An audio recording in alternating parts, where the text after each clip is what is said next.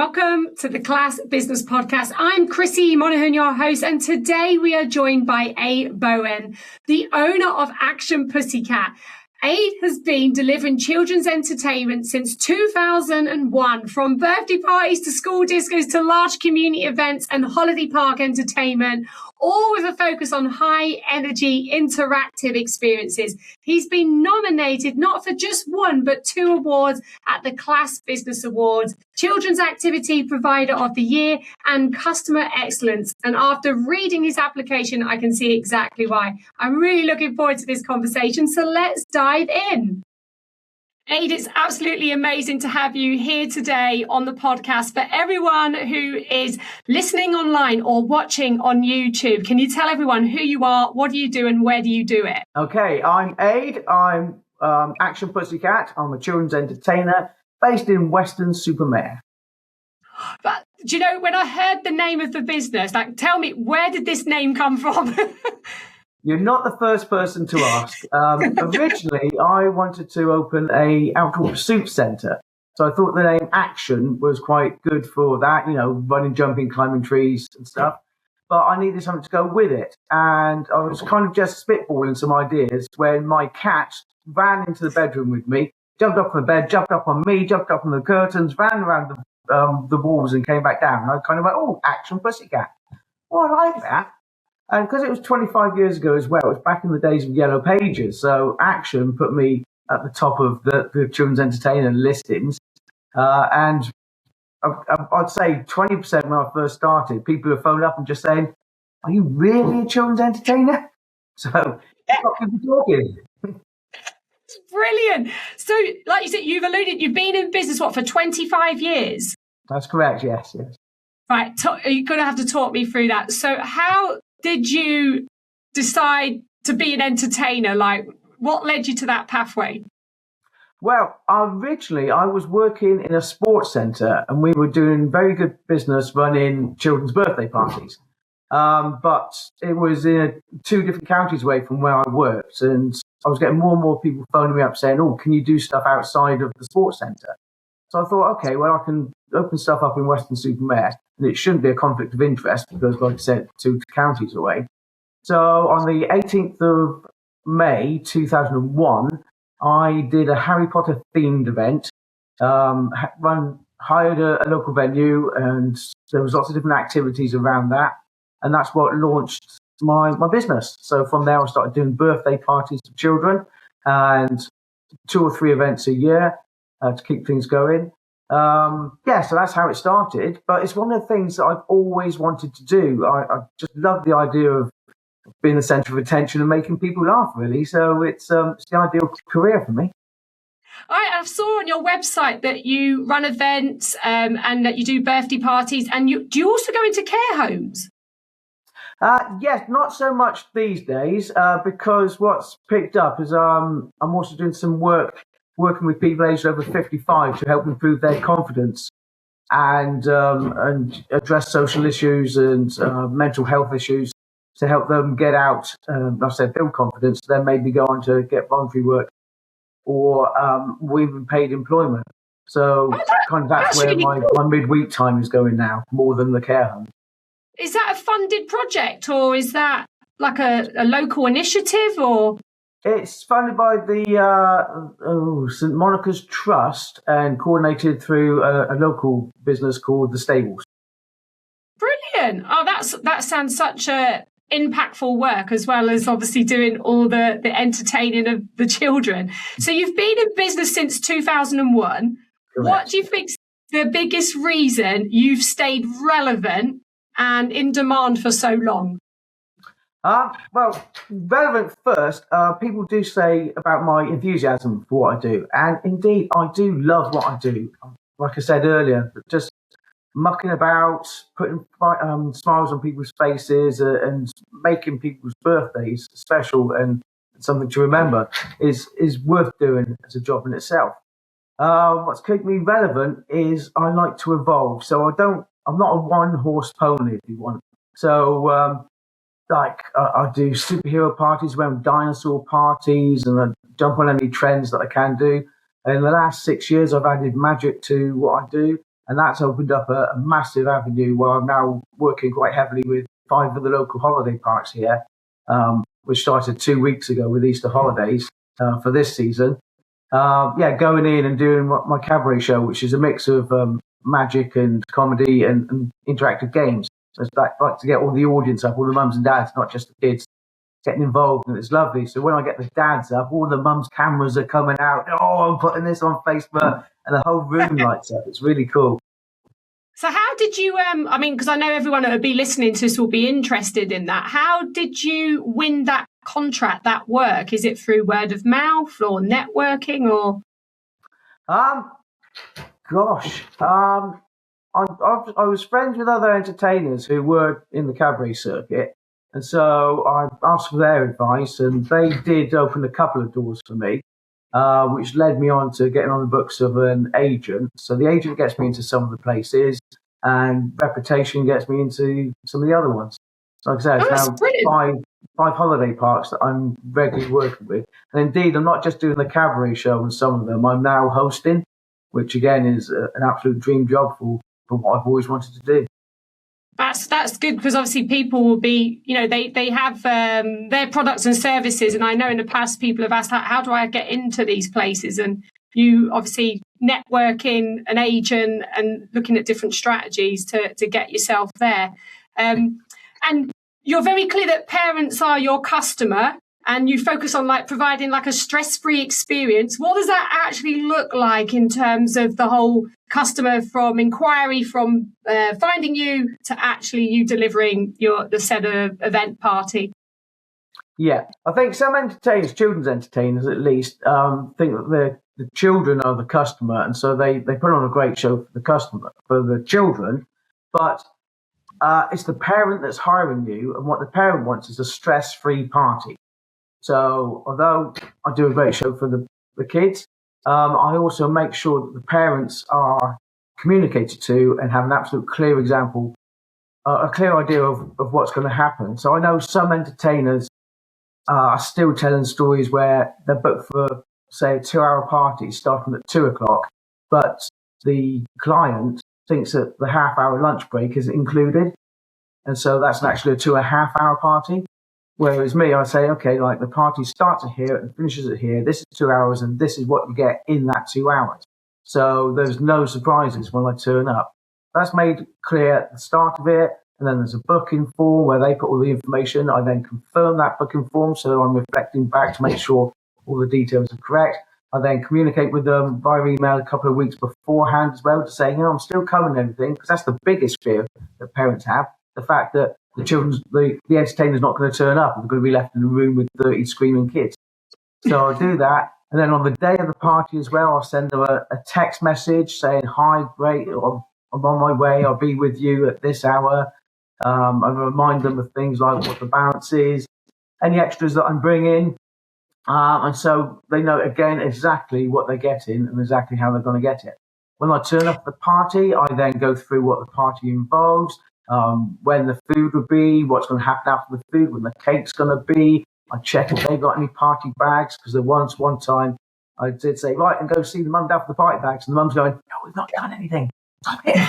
So it's making clear that there's no surprises and everything runs smoothly.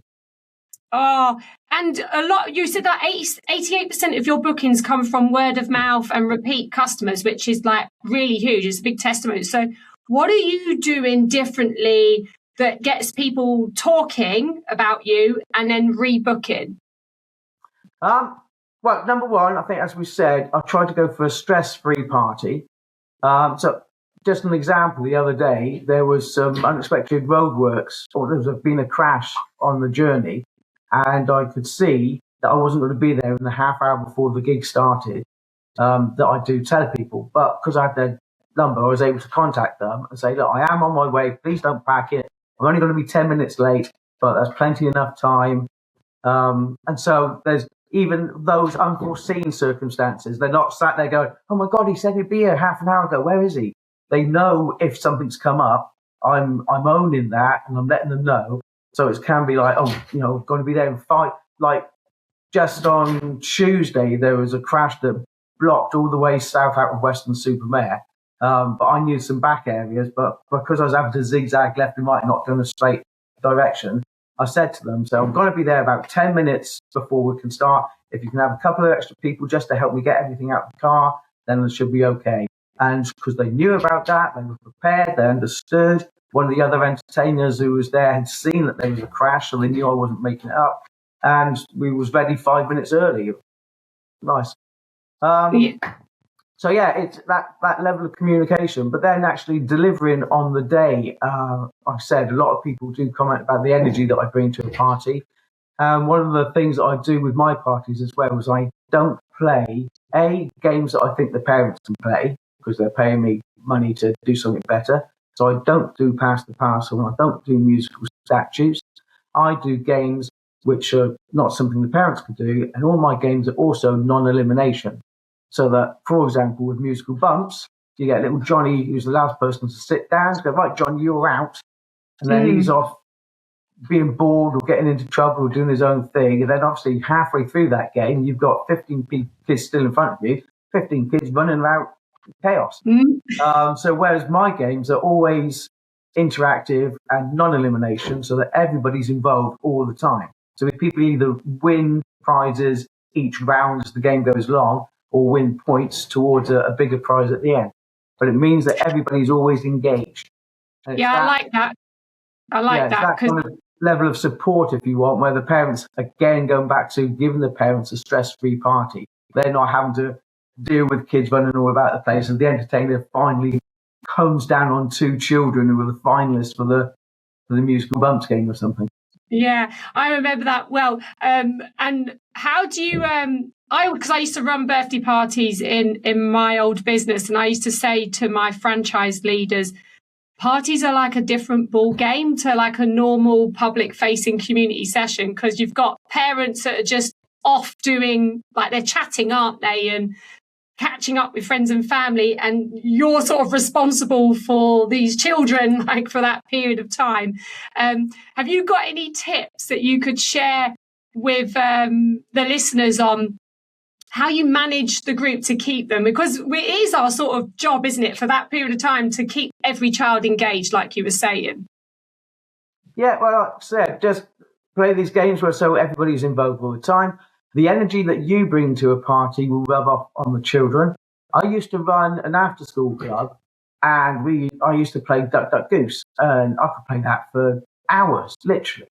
And I needed to prep a room, so I said to one of my assistants, can you go out and play Duck, Duck, Goose with them? I'm like, okay. And they were back in 5 minutes. I was going, what are you doing? So we played it. I'm like, no, that game couldn't last for as long as you need it to last. And I went out and demonstrated that. And do you know Duck, Duck, Goose? Yeah, I remember it. Yeah, so we can do it, but you can change the words. So it can be Harry Potter, or Star Wars. You can change it. You can get the kids to come up with things. And when they're running about, you can go, oh, come on, yeah, run, go. So you give them that energy, and it just infuses the game. So it all comes off the party leader. If you're sat there just going, yeah, whatever, the kids aren't going to be into it. But if you're engaged in it, the kids will be engaged as well. Yeah, and then you get a happy parent, aren't they? Because obviously the kids are all enjoyed and the parents can do their things. So you've built a business that spans across like parties, holiday parks, festivals, and large community events. How have you structured your business to create a both like consistent income, but also the growth part as well? So I think doing the events helps. So I've got the two side events. There's events where I'm hired to deliver things, like every Wednesday in holidays. I'm helping out with the local shopping mall. So I do like street entertainment there. So that brings in the custom. But also I do my other events. Like next Thursday, I've got what's called the Best Friends Forever party, where I get some of the other entertainers around. We've got 10 different characters who the children and families got to meet. But it's also based around friendship. So there's art and craft activities that promote friendship, or the games are promoting friendship.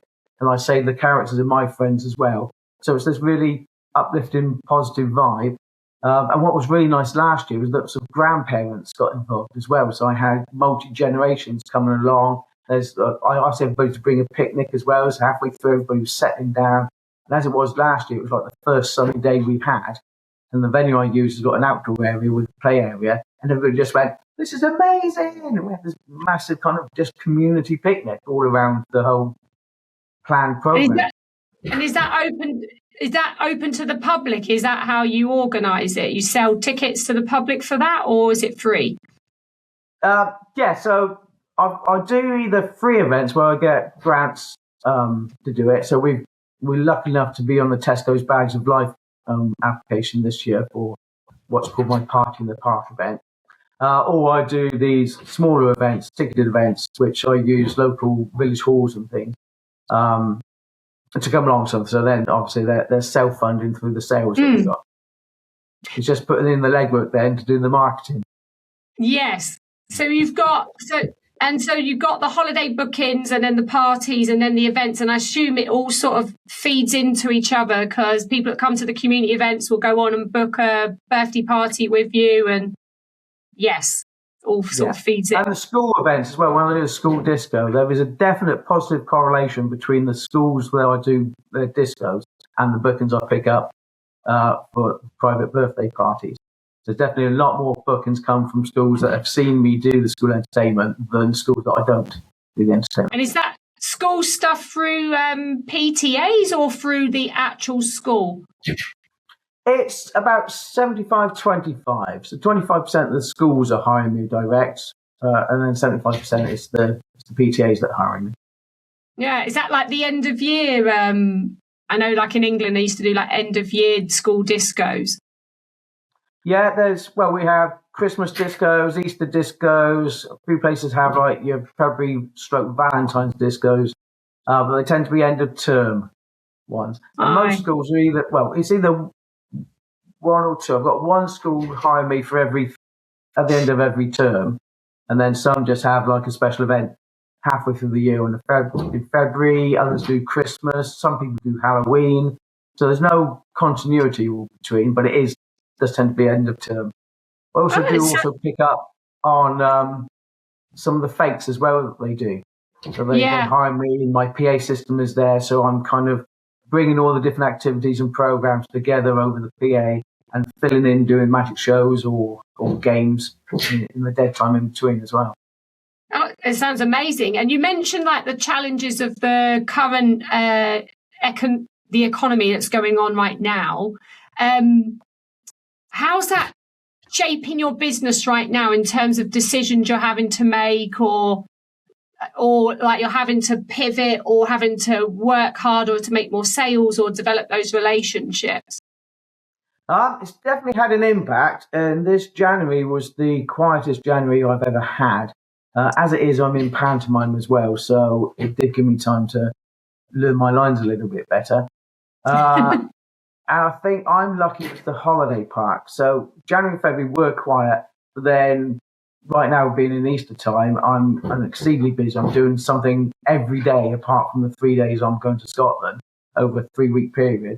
So the income is very much like that right now, which is difficult. But on the quiet times, you've got to then focus on doing the promotions for my own events, networking with the schools, reminding them that I'm not just do school discos, I can do barn dances as well. I also do comedy quiz nights. So my questions are more like, instead of asking who came second in the Uruguay 82 FA final, which you go, if you don't know, there's no way you can even guess. My questions would be more like, what's the biggest selling flavour of crisps according to Walker's?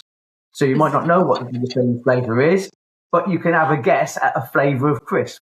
So everybody can at least give an answer. And the idea is out of a round of 10 questions, 7 of the questions are easy enough that most people are going to get it.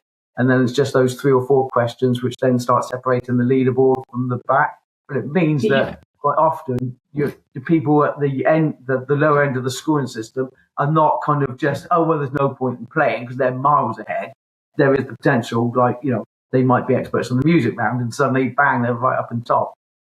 Oh, for sure. So what would your advice be right now for small business owners navigating the current market? because there has been a shift in buying behaviour, cost of living crisis, all the stuff that's going on in the world right now.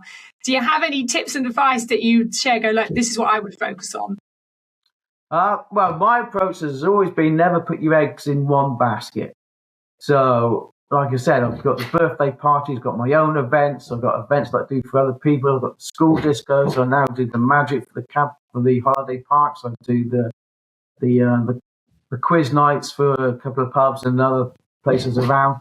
And it's always trying to, like, again, look at the opportunities. What skills have I got that I can then transfer to something else? Like barn dancing is something I know I can dance. I know that I can call. I know I've got the confidence to infuse a group of people. So the barn dancing is a relatively new thing that some charities and schools are picking up on as an alternative to bringing their communities together with a disco or a magic show. Yeah, I suppose it's pivoting, isn't it? It's seeing what the market actually wants and needs and then adapting. Yeah, and looking at your own skill as well, the old SWOT analysis. So, like, if you're good at organising things for yourself, okay, can you sell your organisational skills to somebody else who needs something? Like, you've got your virtual assistants, I guess, there. So could you set yourself up as a virtual assistant to help people just for 5 hours, 10 hours a week here, because that's what you're strong at? Yeah, for sure. Oh, it's so good chatting with you about your business. It seems you must have a different day every day, like something new every day. Oh, 100%, yeah. And it's one of the things that's nice, that keeps the whole thing fresh. And like I said, generally, when I get in front of an audience, I've got a plan. I think I know what I'm going to do. But 9 times out of 10, when I'm up there doing the introductory Hey Baby dance or whatever, I'm thinking, okay, this is a quiet group, so that game's not going to work. What else can I do? Maybe we can do this, change that. And always on your feet, thinking 2 steps ahead.